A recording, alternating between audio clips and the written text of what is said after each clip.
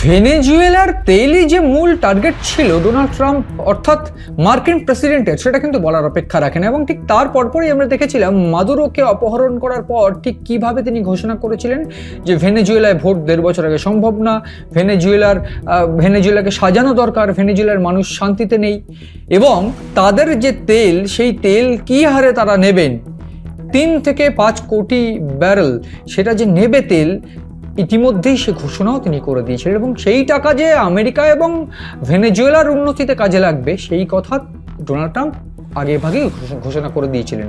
কিন্তু এইবার যে তথ্যটা উঠে আসছে হোয়াইট হাউসের তরফে, রাশিয়ার সঙ্গে ভারতের সম্পর্ক অত্যন্ত মধুর এবং রাশিয়ার থেকে তেল কিনে রাশিয়ার যে ফিনান্সিয়াল স্ট্রাকচার আরও শক্ত করছে ভারত, সেই অভিযোগ করেছেন বারবার করে ডোনাল্ড ট্রাম্প বলছেন আমি খুশি নই।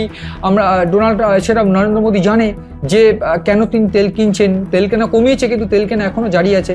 তো এইসব চিত্র আমাদের জানা, এবং সেক্ষেত্রে রাশিয়ার থেকে তেল কেনার জন্য 50% ট্যারিফ গুনতে হচ্ছে ভারতকে।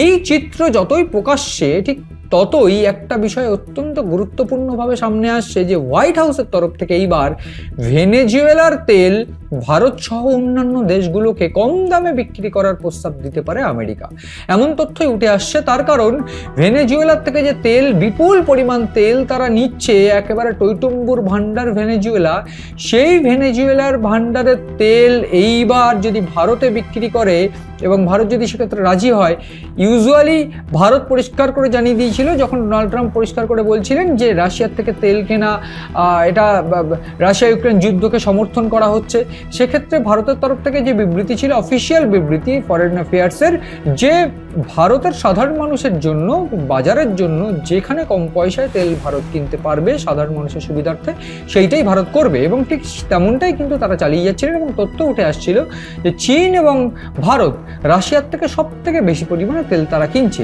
এইবার ভেনেজুয়েলার তেল যদি কম পয়সায় ভারত পায়, সেক্ষেত্রে ভারত যে ভেনেজুয়েলার তেল কিনতে চাইবে সেটা কিন্তু পরিষ্কারভাবে মনে করা হচ্ছে। যদিও আমি একটু বলে রাখতে চাইবো, ডোনাল্ড ট্রাম্প ইতিমধ্যেই বলেছেন যে তিনি খুশি নন, তাকে খুশি করা খুব গুরুত্বপূর্ণ। ভারত কিন্তু, নরেন্দ্র মোদী সেটা জানেন যে তিনি খুশি নন।